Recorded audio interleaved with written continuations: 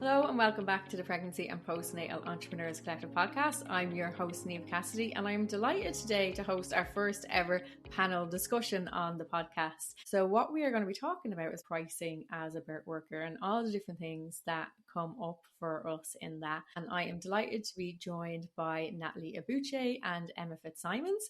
And we are hoping to have another guest join us shortly who was having some technical difficulties. So when they get here, we will introduce them as well. So thank you very much, Natalie and Emma, for being here with us today. Could you both just give us a brief introduction? Natalie, Natnat Your Doula on social media, and I am a pregnancy, birth and postnatal doula that covers the southeast and the southwest of England. I'm Emma Fitzsimons and I'm also known as the Marathon Doula. I'm a birth and postpartum doula. I'm also a fitness instructor and I'm based in Cavan and Meath in the Republic of Ireland. Thank you very much. So for both of you, and maybe we'll start with you, Emma, when you started out being a doula, how did you decide what to charge? And looking back on it now, was there anything that you wish that you knew then that you know now? Yeah, so when I started out, which is 2 years ago now, I would have been probably, I don't think I was very confident in myself and in my experience, and my pricing was very low. And at the time, I think I was going on Google search and to see what doulas are in your area or in the part of the world you live in. And I was basing my rates on that and not taking into any consideration anything else other than that. Yeah, I think a lot of people might resonate with that. What about for you, Nat? What was it like when you started? When I started, I was already working a full-time job in the corporate world. So I was earning a good salary, so I was kind of doing this as a side hustle. Mm-hmm. So I knew I wanted to do this, but I didn't know I'd ever be able to go full-time. So I also did what Emma did, and I looked online and I saw people were charging £600 and offering so much around the corner from me. But then I also saw people were charging £3,500. So I was really conflicted. I thought, well, do I go towards that end or that end? I didn't know. And I thought, well, I'm not going to be greedy. I don't need the money. So I'm going to go in low. Biggest mistake ever. Should never have done that. So was there a specific moment then, Nat, where you got to the point where you were like, I have to change this? Like, was there a burnout or a conversation or just something that twigged where you said, this isn't right anymore? There was 3 things that happened. I can't remember the order they came in. So I was burning out. I was getting to the point where I was always on the road, trying to do my full-time job, calling in sick to go to births and things like that, giving so much of my time outside of what my contract was offering. So I hit the burnout point. And at the same kind of time, one of my clients that had paid me a really low fee said, after she had the baby, I can't believe you were so cheap. And I hate that word. I can't believe you were so cheap. Other doulas we looked at was so much more money. You should put your prices up. My chin nearly hit the ground and I wanted to say, well, give me some more money then. And voluntary redundancy came up in my full-time job. I thought, this is the only opportunity I'm going to get to take a redundancy pay, get out of this line of work and actually focus on what is now a dream for me. And I need to survive. I need to earn. So the 3 things combined were like the big catalyst that said, right, you need to actually put your rates up. That makes so much sense. And sometimes it does take someone actually saying it to us, so that nearly gives you the permission maybe to make a change. What about for you, Emma? What changed? I think it changed pretty quick because like Natalie just said there, I'm on the road, so my clients could be up to an hour away, so that's an hour in a car there and an hour in a car back, and then obviously having to work around my own work from home job as well, sort out childcare, sort out all the bits and pieces that need to be done before I can even get to my client. And I think when I really sat with that and thought about that, I had to say, well, I cannot base my rates on what a doula over the way charges because we have 2 completely different lives, and I just couldn't do it, Is that if it's going to be worth it for me and obviously for my client, I'm going to have to put up my rates, which is what inevitably happened in the end. And what I'm finding with working with birth workers and being in contact with so many different birth workers is that we're pretty much notorious for undercharging, particularly at the beginning and even long term. Why I mean, why do you think that might be? I think personally it's because of female altruism being weaponized against us. So, and I know that sounds a bit controversial, but it's almost like it's expected of you to do all this stuff for people and only take bare minimum. You know, that this is your calling, this is your, and while it is absolutely 100% my calling, I feel that that shouldn't be an excuse not to charge properly for my services. Another thing I find as well is that a doula with other qualifications, so a doula that has hypnobirthing, a doula that has, you know, lactation consultant, sleep consultant, all this kind of thing, that it's almost like you get your doula certification and then you're being led to believe that that's not enough, that you need to have other things on top of that. Whereas being a doula is, I mean, in itself on its own, is a really big deal, I think, and is a good service and something that deserves to be properly paid for. Whereas the attitude, I think, in the wider community is, oh, well, you need to have this as well and that as well, and the more you have, the more you can charge. And if you only have your doula certificate, then maybe you should charge less, which I don't agree with. I think being a doula is in itself worthy of being properly paid for or properly charged, in my opinion. Absolutely. So Audrey has managed to join us. So welcome, Audrey. Thanks very much for coming. Can you just let everyone know briefly what it is that you do? I'm a postpartum doula with Hold Doula Support. I support families in the postnatal part of the parenthood journey. I suppose I go in and just support mothers and fathers in that very precious time. Great, thanks, Audrey. So we were just talking about why birth workers might charge low, in particular at the beginning. So now I could see you nodding along with what Emma was saying there around how, as women, maybe we tend to undercharge, and then also some societal expectations. So what are your thoughts on all of that? I absolutely agree with everything Emma was saying. It's as if women are expected to do things just because we love doing them, because we're the carers, because we love women and we love kids, and that needs to stop. That needs to stop immediately. If you think back to like the 80s with the big shoulder pads, the power suits for women, it's like, right, women have arrived, women are taking their rightful positions as corporate CEOs and things like that. That was a massive thing, right, in the 80s, but the salaries never caught up. We know that. I know, because I've just recently left corporate and the salaries never matched up with the men. Now, that whole women in power kind of thing has just been forgotten again. Mm-hmm. And I don't think people realise that actually being a doula is a powerful, badass role. When you have women crying to you, not in the moments after birth, but in the days, weeks and months afterwards, saying, you changed my life. I could not have done this without you. Thank you so much for being there for my husband, because he needed you too. Do people really believe that that magic that we bring to a woman, to her family, should not be paid? Should I really have to go to the job centre and apply for universal credit because it's not valued? No, it's not fair. So we need to get the message out there, and I'm trying to, that we need to be paid fairly for this badass work we do. And the only way we can get that message out there is if all of us stop being so ridiculous and undervaluing ourselves. Because the woman down the road for me that charges £600 and gives double the amount of sessions and time with families than I do for 2,500 is devaluing all of us. That needs to stop. It's really hard when there's such a big disparity as well. And Audrey, for you in your own pricing journey and in when you came into this work, what was it that you kind of found the hardest about picking a price, or what was the moment where you realized that you had to do things different? That's a good question. So I worked within an agency at the first time when I first started out, and I found that I didn't have to think about anything in regards to pricing or stuff like that. So that took the hard part for me off. But then when I started working out on my own, I found it very hard to price myself then, because I kind of undervalued my experience, my knowledge. my education.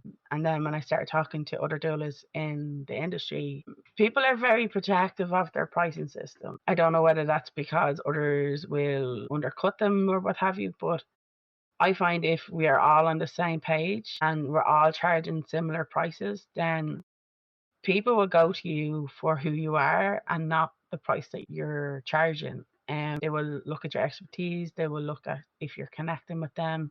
So I just find it's kind of hard in the sense that what I found hard is when I've talked to some people that have more experience or that have been in the industry, in this particular industry, longer than I have, they're not as forthcoming with their pricing system or how they got to their prices, or they don't share their prices unless you're going to be a client. And I found that very hard because I'm very transparent when it comes, like it's all on my website, you know. I'm very honest, and I was like, I only repriced myself, and I think I need to look into that as well again. And I suppose it's situational as well, what you price, how you price yourself to what you think, you know, what your outcome, what your like your housing needs are, or what your bills are, or whatever, you know, how you value your own self, I suppose. And like what Natalie was saying, it's like we have to justify putting a high price tag on our value, and whereas nobody in a different type of role would have to justify that because that's just what's expected. Mm-hmm.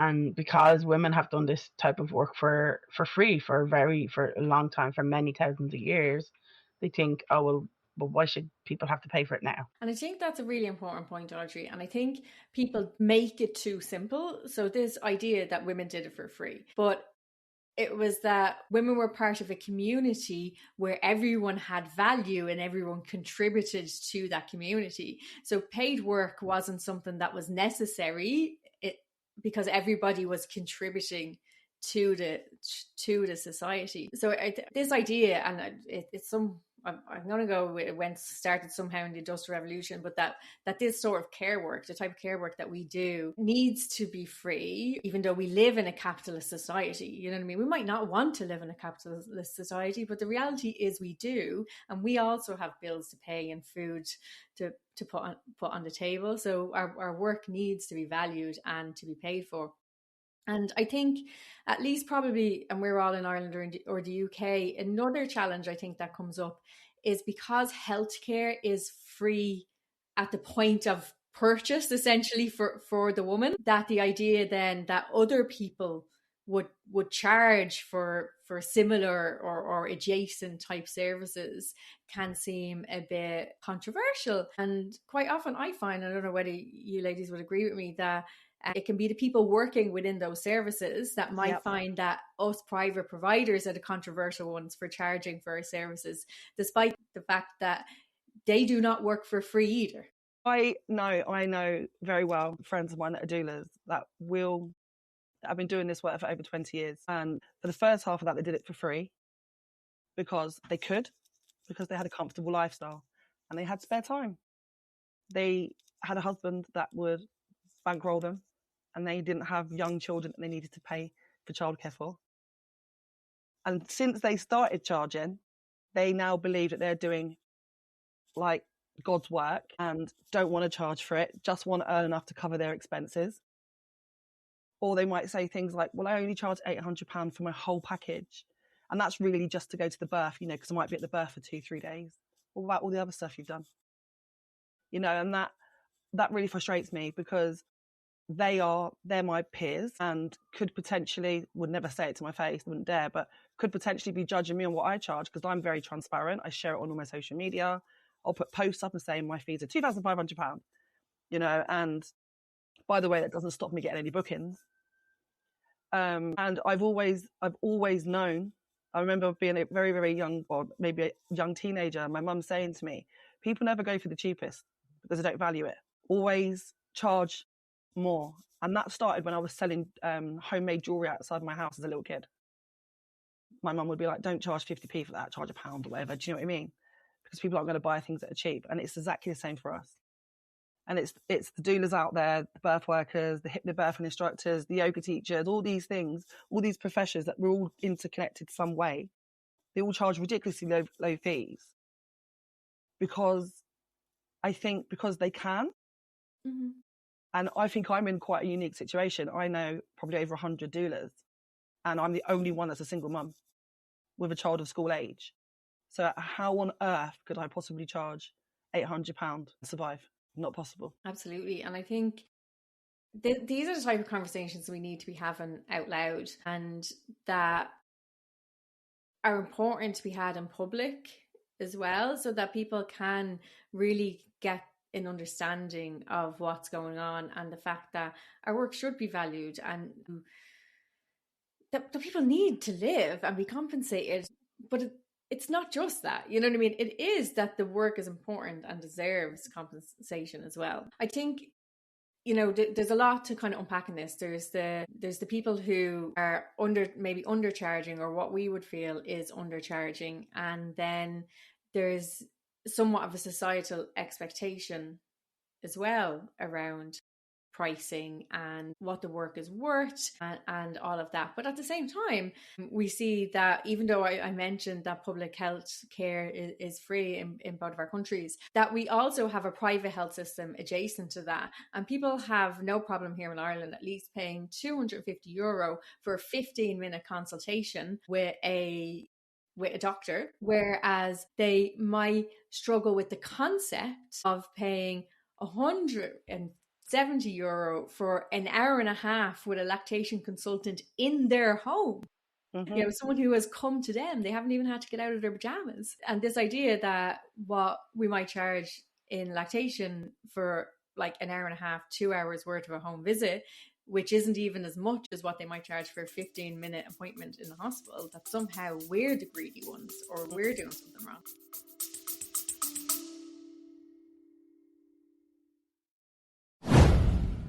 If you're working alone in clients' homes, there's something you need to think about, and most birth workers aren't thinking about it yet.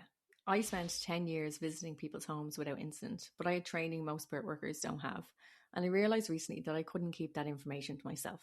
I just created a safety guide for birth and lactation workers. It's practical, it's free, and it'll take you 2 minutes to read.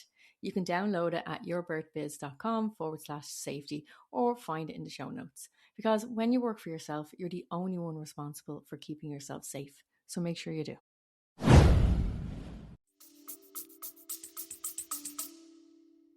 Yeah, absolutely. It's the same here. I do know people that will spend a lot of money on private healthcare, or they'll spend £100 on an osteopath session. They'll spend £70 to get their lashes done because it's self-care. But when it comes to self-care for their pregnancy, their birth, or postnatal, which is far more important than getting your lashes done, they don't see the value. It's not their fault they don't see the value. No one's told them. You know, it's all very well, you know, with us being on social media talking about how valuable our services are, but the message is not out there. Tiny handful of people know what a doula is. Mm-hmm. You know, so I mean, when I tell people what I do, they say, "Oh, you're a midwife." No, I'm not a midwife. I'm a doula. They don't know what it is. They can't see the difference. So it is tricky, isn't it?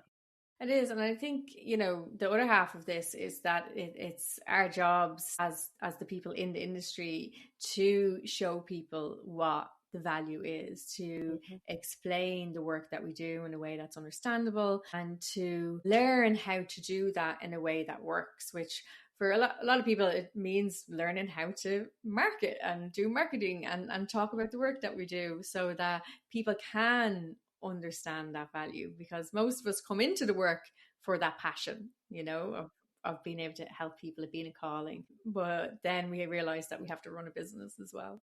Yeah, and that's something that most doulas I am friends with didn't realize, and they really struggle with promoting yourself. They don't see that as part of being a doula. They don't see that at all, but it is. How would anybody know who you are and what you do? How are you going to provide this magical service if you don't tell people what you do and how you do it, or share the experiences of other women? These are the women that I've worked with, and look how amazing their experience was. It's almost as if we're encouraged not to do that by a lot of birth workers. I think there's again, if we bring it back to this idea of the work that we do and this societal expectation that maybe women's work is supposed to be free, a lot of us have taken that on board ourselves, even if we wish we didn't, you know what I mean? Or we might not even be aware that we have. But when people say, oh, I'm afraid of I don't want to be salesy, I don't want to be this, I don't want to be that, it's because I feel that they're afraid of this idea. Inherently they believe it's wrong that we're charging for the work, and therefore talking about the service that you do, talking about your prices is difficult for people. Yeah, I don't understand though, because people do have this idea that this has been free for many, many years, hundreds, thousands of years. Well, so was carpentry. Find me a carpenter now that will come in and lay a wood floor for free, or do it for a couple of £100. It wouldn't happen. We've seen people, men and women, seem to value men's work so much higher than women's, and it's not questioned. I 100% agree. And I actually recorded a podcast yesterday. I think it's the one that came out today that we're recording, which is the 3rd of June, and made that point about how, women's work is always seen as something that should just be done. But like that in the community before, even though, yes, that kind of doula work was done within the community for free, as you said, so was the carpentry and the plumbing and the house building and, all and of the childcare, all of it. All of those more traditional male roles. But when everybody worked in community, it was a system that worked at the time. But we don't live in that system anymore. So therefore, the services that we provide do need to be charged for. Mm-hmm. Well, that's the thing. As doulas, we talk about finding your village.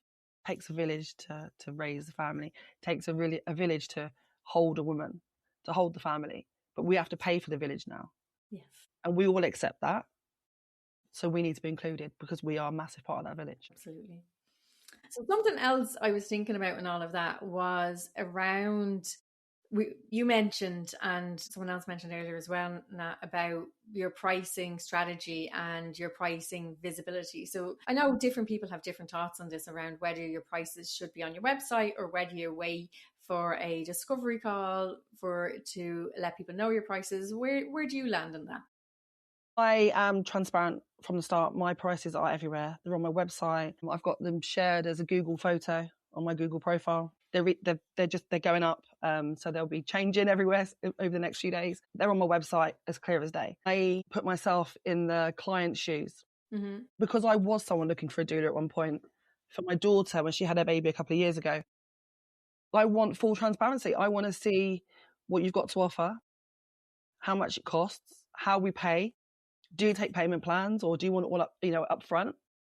I want to know that. I want to know, do you offer discount for people that have financial hardships and all that kind of stuff? Because as a service user, I will not trust you if you are being cagey about your fees. Because what that says to me is, it's a bit like going into a jewellery shop and saying, well, how much is that ring? And they look you up and down and decide a price. Yeah. That's the impression I get about doulas that hide their fees. Why do you have to get suckered into the discovery call first to get all the information so the doula then can decide what they're going to charge you? That might not be the case. They might have set fees, but it might feel like to a service user that you are deciding on the price based on what you think of me. I think I don't like that. I think a lot of the training that doulas in particular get, birth doulas in particular, suggests that they should wait to the discovery call before divulging the prices. So I definitely know that there isn't a one size fits all for all doulas. Audrey, what do you do? I have mine on my website, and they can book whatever way they want to book within the website. I just have certain so I usually do like a minimum 21 hours with a family, and then I'm available from 9:30 in the morning till overnights. I love overnights. They're my favorite because I feel like I can just reset their whole house while looking after the baby. Yeah. They're getting a good night's sleep, and there's food in the fridge then for them for the next day. But like, I'm very honest. They're all on my website. So when a client gets in contact with me, I'll send them a link to my website and say, here's my website. Has everything on it. If you like if you want to book a call with me, just send me an email and we can have a chat face to face. And then if they 9 times out of 10, they will book a call with me. And I don't know whether that is because my prices were too low, or whether it was that they just liked what they seen when they looked at the website. In all, I'm a pretty open book when it comes to the website, so everything's there. And like what Natalie was saying, I do get that sense of, do I trust you before, do I wait for the pay, for the kind of marketing, the sales and the things on a call to get going, or like, do I look at somebody's pricing? And I'll always, like, when I'm looking at different things, I'll say, well, what's your bottom line? What's the price? Because I don't want to be wasting your time if it's something that I can't Yeah. afford. And I don't want people thinking, like, I just had this discussion recently with somebody, and I said to them, I said, listen, I said, let me know what your pricing is, because I said, I don't want to have like 5 or 6 calls with you and then I can't actually afford what you're offering me, because, and I don't want you wasting your time either. Like, and 9 times out of 10, I'll get the honest answer from them. And then if they don't want to give me their price, say, well, I'm probably not the best to work with at the moment. Yeah, I totally agree. And Emma, where do you land? Because I was saying that a lot of doulas in their training that they've been given are often told to, not have their price in front and center, and maybe have it after you've been able to prove your value on a discovery call, say, for example, to be able to then let people know how much it costs. What method do you do? Yeah, no, I am very upfront about my pricing from the get-go. And I find the reason for that is like I come from an insurance sales background, and I think when you're upfront and honest about your pricing from day one, I think that's a trust builder in itself, because you're not gonna slam on this price at the end, you know. They know from the get-go, and that kind of filters out the people that aren't going to book you. In my training, it was basically said that people in Dublin might charge more than people in the countryside, which to me just makes absolutely zero sense, because when you live in the countryside, you literally have to pay to go anywhere. You need a car, especially in Ireland, especially where I'm from. So you have to have a car, have to have diesel or petrol in the tank. How I do it is I say that my petrol prices are included in the price. So I'm already factoring that in to my price as well.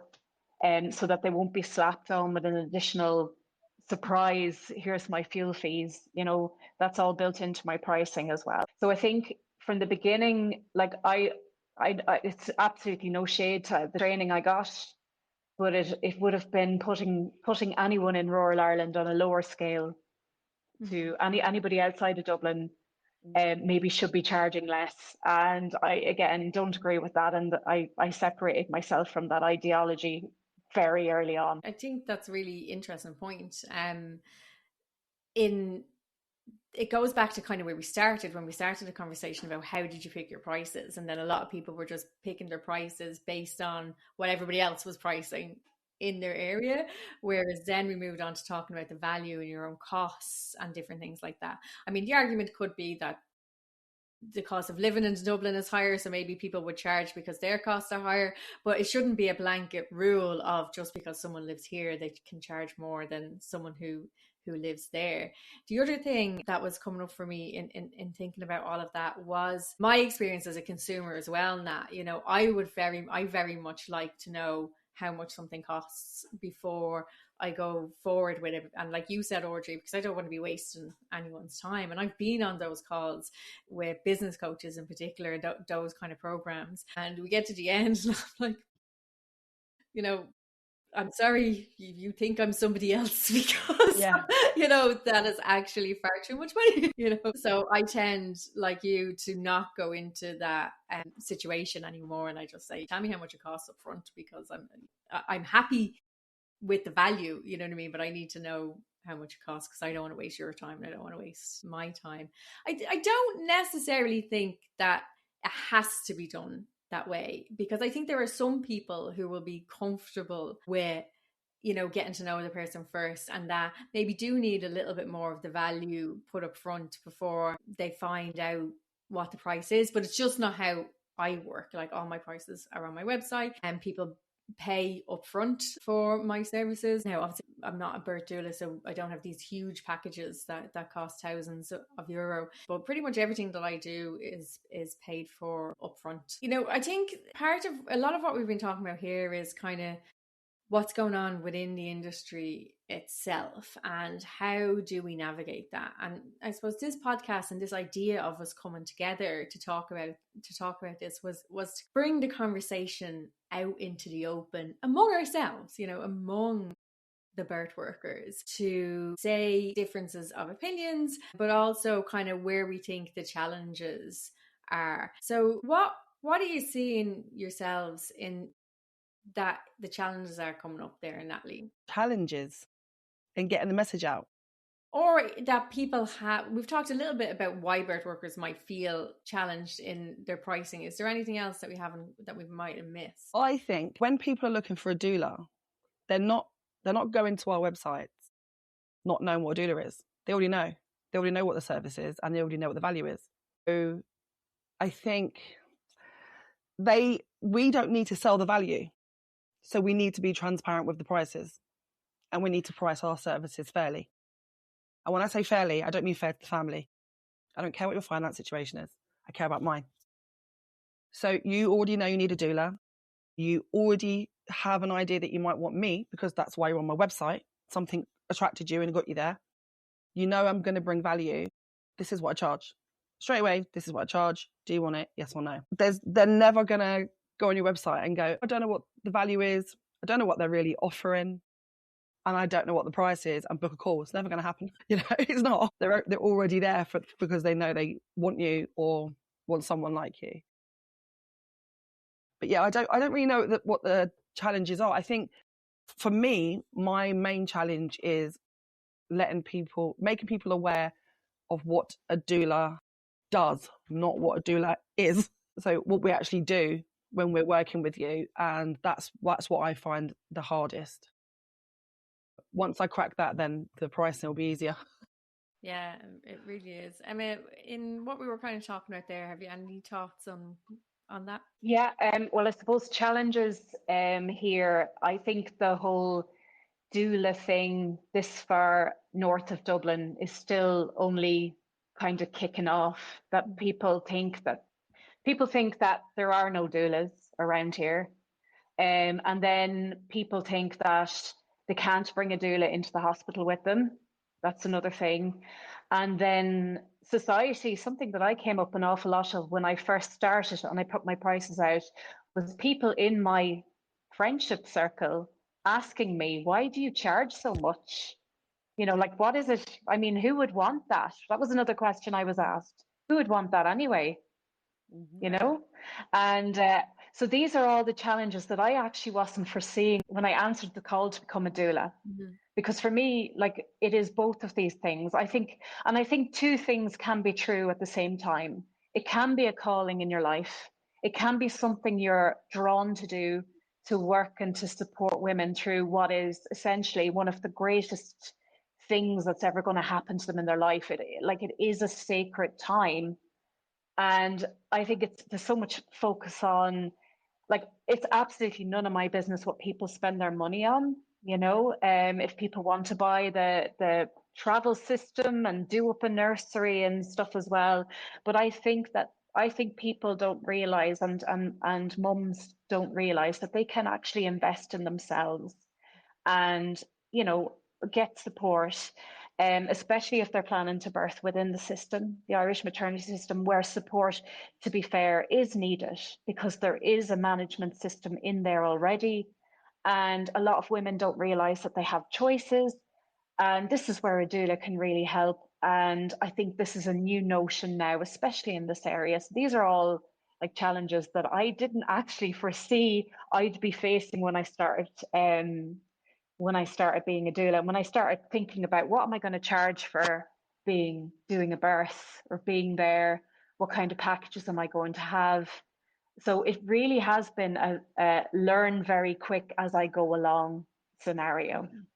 Yeah, and I think there's a bit in that we haven't talked that much about yet, and it's around that the women feeling not being able to spend the money on themselves.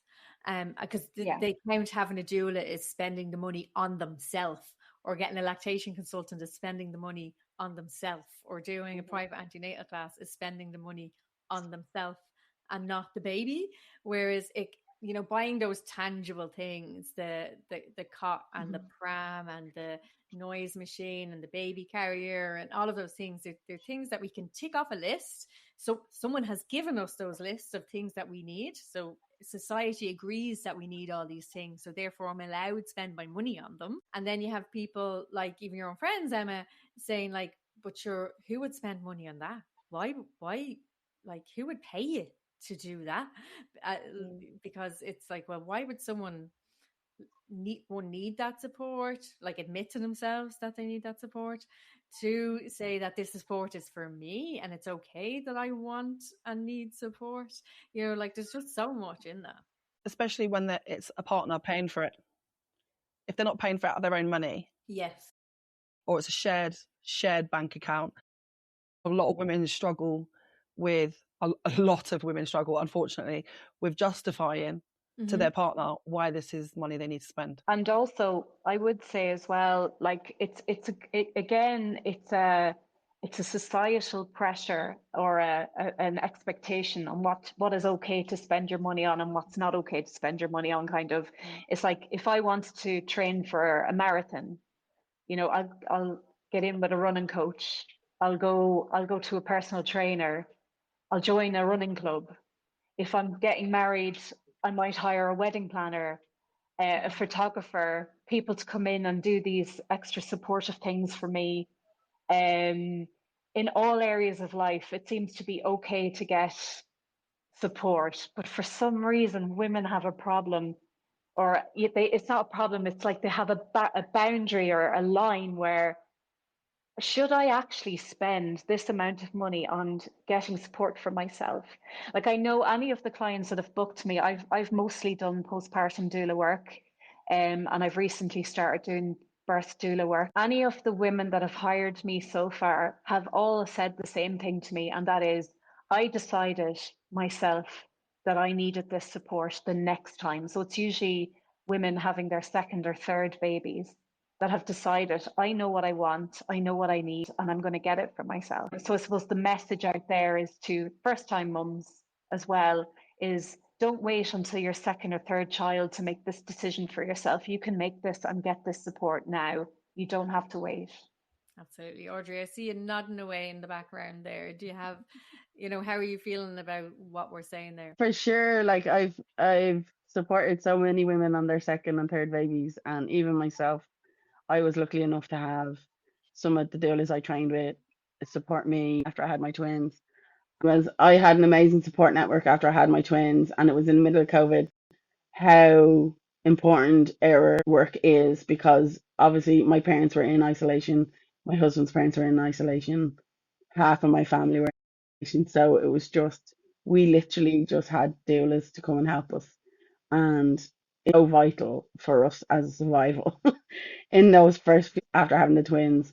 So now it's really put a value on it, because when I first had my first son, like 12 years ago, I had my three sisters. Well, I have five sisters, but I had three who had already had birthed. My mom, who's I'm one of seven, she was there like every single day. My dad was there. My husband's parents were there, and we just had an amazing support network around us. So we had our village, but there's so many people nowadays that don't have their village, and they're older, becoming parents, their own parents are too old to come and be the village for them. And what I always say, this is where the name Hug and Hold Doula came from, was I love going in and hugging and holding the family, because I'm there to support the parents while they hold their babies. And I think that one of the biggest challenges then, like what we're seeing, is that the second time parents are more likely to look for the support because they realize that they need it. The other part of it, though, I think like why people aren't looking for that support in the first place is the idea that I should be able to manage. I should be able to do it by myself. I should be able to be a mum and household manager and in everything else. And when I meet parents, they're usually, day 3, day 4, they're just out of the hospital. They're struggling to feed their little babies. And that's usually when I'm in the home. And what I'm always trying to portray to them is that you were actually never meant to raise a baby in a 2 adult or 1 adult household. There was supposed to be lots of adults. There was supposed to be the mums and the sisters and the aunties and the cousins, that were supposed to be there. So actually raising a baby in with only 1 or 2 adults is really hard. Yeah. When you speak to the women that have come through that whole postpartum period, and the ones that describe it as a good experience are the ones that had support, whether or not that was paid for or not. They had aunties, friends, neighbours, their mother-in-law, or even older siblings. The ones that struggle are the ones that said, well, my partner went back to work, my mum wasn't really interested, I felt isolated, all my friends were cracking on with life and I was by myself. They struggled the most because there wasn't any support. And you're absolutely right, Niamh, that women have this belief, we've all done it, we still do it actually, even though we know that we shouldn't. They have this belief that we need to crack on because we're women and we're strong and we're powerful and we bring all the love and all the care. So we should be able to do this without asking them for any help. And also, I know we've touched on, sorry, I'm talking too much, but Emma mentioned earlier on about people accepting that you are allowed to go and spend money on a wedding planner, or, I don't know, interior designers, things like that. But these are things that you can do for free yourself. You can plan your own wedding and you can design your own home. But people still see that there's a value and they still believe that I'm actually allowed to go and spend money on that to get that extra support. I think where we all struggle is there is a free alternative. And the reason why we get the 2nd, 3rd, 4th, 5th time mums is because the first time around, they believed that the free alternative was going to provide the care they needed. So when there is something free, if there was a free wedding planner service, people would take the free wedding planner service.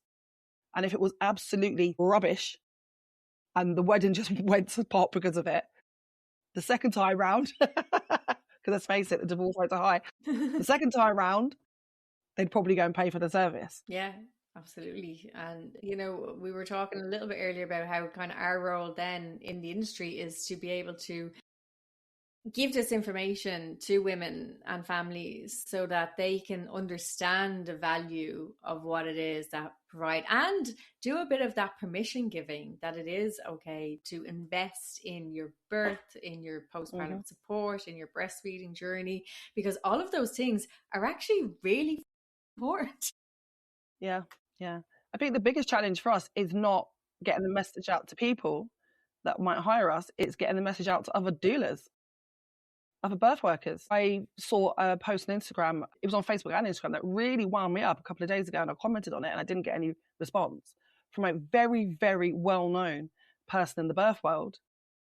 She's incredibly known and she's great, and she's now running her own doula training organisation, and she shared a post that had the audacity to say, women, this is your calling. I can't remember how it was worded. If you want to help the women, if you want to help the women in your community, and I can't remember how it was worded on the post or in the caption, but the ones that basically can't afford it, this is your calling if you want to help them. No, it's not. That's not the calling. The calling is not to go and help women that don't have any money and can't help themselves. That's not the calling. The calling is to hold all women, no matter what the situation, and to actually advertise that to other doulas. If you've got this God complex, this savior complex, where you want to go and save all the women for free, come and train with us. That's disgusting. That's a disgusting message. And it makes the work that we do, the sacred work we do, so devalued. So to hear other birth workers saying it is just shameful. I mean, you looked like you were... Yeah, I saw that post and I saw your question on your comment question on it, and I've been watching to see if there was any response. I actually couldn't believe what I was seeing, because I couldn't believe what the original poster was saying, because it really does devalue. Like, how do you explain to somebody the amount of background work that you have to do? Like, you have to know the evidence, have the evidence, build up a library of information, stay on top of any changes in evidence so that you can inform your client. Then that's all before you go on call. You go on call 37, 38 weeks. I know it's different for most doulas. And literally, that's my social life parked. That's me with a bag in my boot, ready to go when I'm called. And then I mightn't be home for a day or two or three, depending on how that goes, And then, and how do you explain that to somebody? And then to turn around and to expect that doulas should be doing this for free when you're a doula trainer yourself, and to put that expectation on people. And then, I hope that she's got some sort of setup for those doulas for when they crash and burn, because that is exactly what's going to happen. The doula training wasn't free. It's really expensive, by the way. What annoys me about those kind of things is if I had seen that a few years ago and decided to train with them, I may have come away and needed to be held up and supported and loved on more by other women in my community, but that doesn't exist. And the reason I might have needed that is because I would have been burning out. So I would have needed the childcare that I couldn't afford because I'm doing doula work for free. I would have had to do another job on the side, so I'm not with my family, and there would be no community to hold me. So it just doesn't make any sense to advertise that as doula training. It's diabolical. I think it kind of brings us full circle to where we started around the expectations of this work being free, or something that we should do purely for the love or the passion or the devotion. And then, societal and previous expectations of that, and then coming around to seeing it within the industry itself, is all creating a compounding problem that we've been discussing, is that people find it hard to charge for the services that we provide. But as we've kind of brought through the reasons why, one, we can and why we should charge appropriately for all of these services are, multitudinal and layered and all relevant and important, and things that actually can't be argued against very well. So is there anything that we haven't touched on today that any of you would like to just kind of bring up before we finish? Yes. I think the problem starts with calling this a calling. I've always thought that. It is a calling. You don't wake up, one day and go, I'm going to be a doula. I might do that and go and get rich. No. Although you can make great money doing it if you charge appropriately. But I don't refer to this as a calling, because when you say it was a calling, it's almost like, I just do it as a little bit of a side thing, alongside my life. I don't need to earn money from it because it's a calling.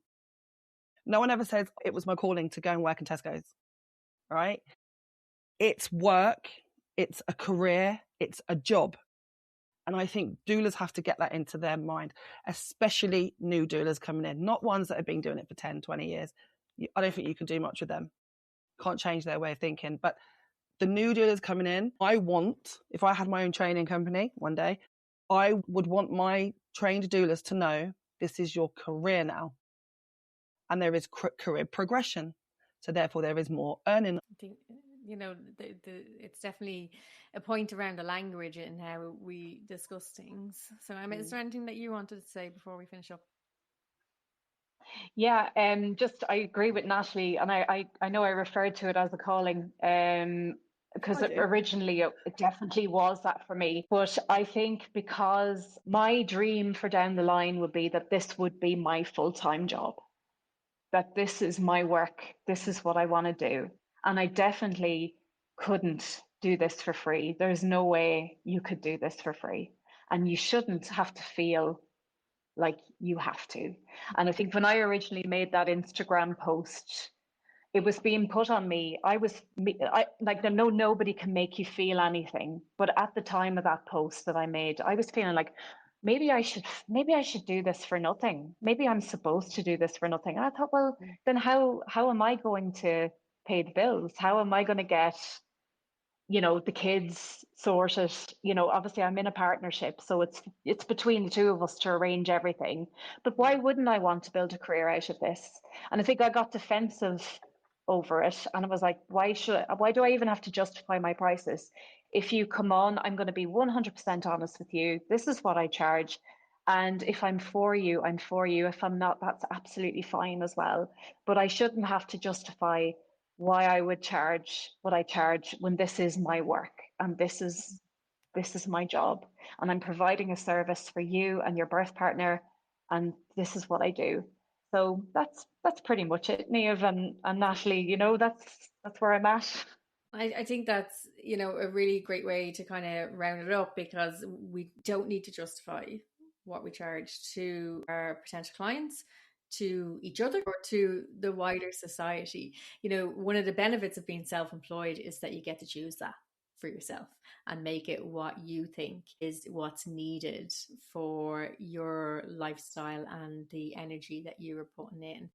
And then just to caveat that with that, when people do price too low, what I see is that they end up burning out, and that they end up leaving the industry, and they end up saying they can't make it work financially. And they go back to working in Tesco's or their accountancy or whatever it was that they did before. But to create a sustainable business, to create a career, we need to charge appropriately. So thank you all very much for joining me today. It's been really great having these conversations and getting them out in the open. And I do think definitely the panel discussions will become more of a feature on the podcast. And for everyone who is listening, please send us a DM. Let us know what you thought of this conversation. We're really, really interested to bring this out into the wider community and to have full discussions about pricing and our thoughts and our transparency around that. So thank you for listening again, and I will be back with you all next week. Bye.